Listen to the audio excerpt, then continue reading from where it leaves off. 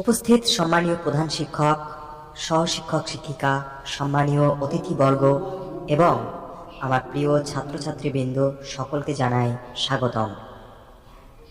আজ ২৬শে নভেম্বর ভারতীয় সংবিধানকে সম্মান জানানোর জন্য প্রতি বছর এই দিনটিকে সংবিধান দিবস হিসাবে আমরা ভারতবাসীরা পালন করে থাকি। ভারতবাসীর কাছে ২৬শে নভেম্বর সংবিধান দিবস একটি গর্বের দিন। ১৯৪৭ সালের ১৫ই আগস্ট আমাদের ভারতবর্ষ ব্রিটিশ শাসন থেকে মুক্ত পায়। স্বাধীনতা প্রাপ্তির পর ভারতের সবচেয়ে জরুরি বিষয় হয়ে পড়ে দেশ পরিচালনার জন্য নির্দিষ্ট আইন। ১৯৪৭ সালের ১৫ই আগস্ট আমাদের ভারতবর্ষ স্বাধীন হলেও ভারতের নিজস্ব কোনো সংবিধান ছিল না। সেই জন্য ব্রিটিশ সরকারের ১৯৩৫ সালের গভর্নমেন্ট অফ ইন্ডিয়া অ্যাক্টের সংশোধিত সংস্করণ অনুযায়ী স্বাধীন ভারত শাসন করা হতো। এরপর ভারতের নিজস্ব সংবিধানের প্রয়োজন দেখা দেয়। ১৯৪৭ সালের ২৮শে আগস্ট স্থায়ী সংবিধান রচনার জন্য একটি ড্রাফটিং কমিটি গঠন করা হয়েছিল। এই কমিটির চেয়ারম্যান ছিলেন ডক্টর ভীমরাও রামজি আম্বেদকর।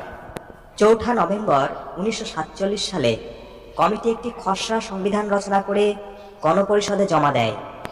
এরপর ২ বছর ১১ মাস ১৮ দিন সময় ধরে জনগণের সাথে সরাসরি আলোচনা ও নানা চিন্তাভাবনার পর প্রস্তাবিত সংবিধানে কিছু সংশোধন, সংযোজন এবং পরিমার্জন করা হয়। ১৯৪৯ সালের ২৬শে নভেম্বর গণপরিষদ কর্তৃক সংবিধান অনুমোদিত হয়। সভার ৩০৮ জন সদস্য ১৯৫০ সালের ২৪শে জানুয়ারি সংবিধানের দুটি লিখিত কপিতে সই করেন। একটি ছিল ইংরাজিতে, অন্যটি ছিল হিন্দিতে। এর দুদিন পর ১৯৫০ সালের ২৬শে জানুয়ারি ভারতীয় সংবিধান কার্যকারী হয়। ভারতবর্ষ আনুষ্ঠানিকভাবে সার্বভৌম সমাজতান্ত্রিক ধর্মনিরপেক্ষ গণতান্ত্রিক রাষ্ট্র হিসাবে আত্মপ্রকাশ করে। ভারতের সংবিধান বিশ্বের সার্বভৌম রাষ্ট্রগুলির মধ্যে বৃহত্তম লিখিত সংবিধান।